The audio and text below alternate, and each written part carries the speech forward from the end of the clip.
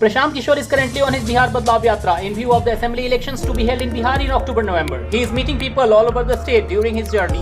Prashant Kishore is trying to explain people how the condition of Bihar can be improved. Prashant Kishore, who has been playing the role of political strategist till now, has now came to the ground and got involved in politics. He tries his best to leave an impression of two things, education and employment, on the hearts and minds of the people. He repeatedly asks people to answer the questions how many people have voted in the name of their child's education and employment.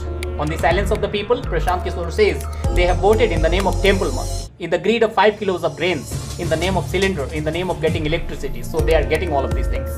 There is no factory here in the state of Bihar. With direct communication with the people of Bihar, he is trying to make his point very clear about education and employment for the people of Bihar. Prashant Kishore is trying his best to explain the importance of each vote to the crowd that comes to his meetings. His main focus is on education in Bihar. To some extent, he seems to be successful in convincing the people of Bihar about education, employment and poverty. Crowds are gathering in Prashant Kishore's meetings. The experience he has gained as an election strategist is also helping him a lot. Jan Swaraj founder Prashant Kishore has predicted over 60% of people in Bihar want change. In an exclusive wide-ranging conversation with the news channel on Saturday, Jan Swaraj party founder said he is not in the race for the chief minister's post. He also said that he came to change the system in Bihar and that has already started. Prashant Kishore said he is a kingmaker. The movement is about making the people and children of Bihar kings. It's about getting the children of Bihar out of poverty. For him, the idea is to help Bihar improve. Being Bihari should become a source of pride. No child should think Bihari is a curse word, he said. Jan Swaraj founder and political strategist Prashant Kishore also dismissed the impact of Prime Minister Narendra Modi's campaign in the state of Bihar and challenged the BJP to contest all 243 seats if it believes in its strength. Ahead of the upcoming assembly elections in Bihar, social media influencer Manish Kashyap on Monday joined Prashant Kishore's led Jan Swaraj party. This comes a month after Kashyap had resigned from the Bharatiya Janata Party. He joined the Jan Swaraj party with a bunch of supporters in the presence of Kishore in Patna.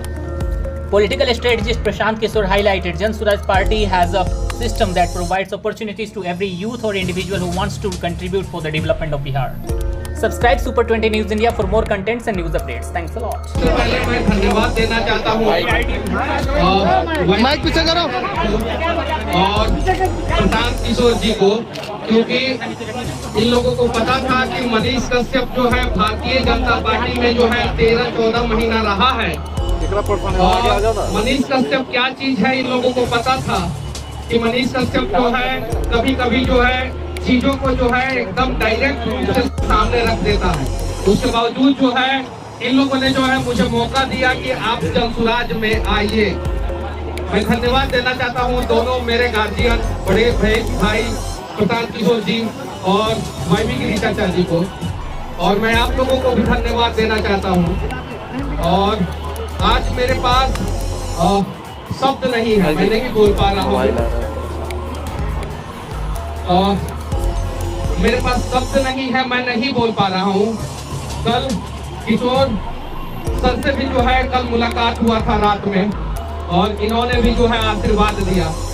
मैं बस इतना ही कहना चाहता हूँ आप सभी से कि बिहार की हकीकत आप सभी को पता है कि किस प्रकार से पक्ष और विपक्ष दोनों मिलकर जो है बिहार को लगातार लूट रहे हैं, बर्बाद कर रहे हैं।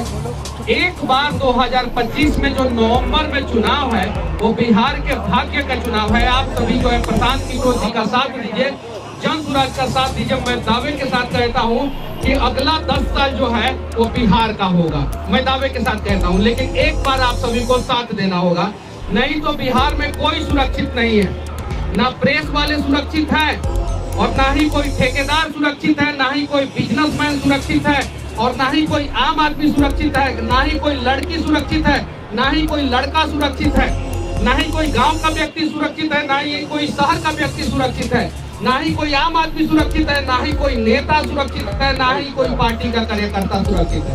अगर बिहार को आप लोग सुरक्षित करना चाहते हैं तो प्रशांत किशोर जी के पदचिन्हों पे चलते हुए जो है जन सुराज की सरकार बनाने में जो है जन सुराज का जो है सहयोग करें आप सभी। बस मैं इतना ही बोल के जो है अपनी बातों को खत्म करता हूँ, बाकी बापू से बना।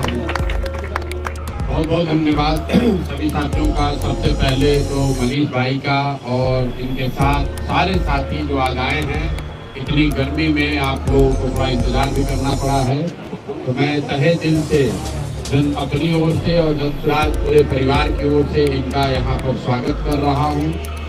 मनीष कश्यप हमारे लिए यूट्यूबर नहीं है, मनीष कश्यप हमारे लिए वो नेता नहीं है जो भाजपा में थे।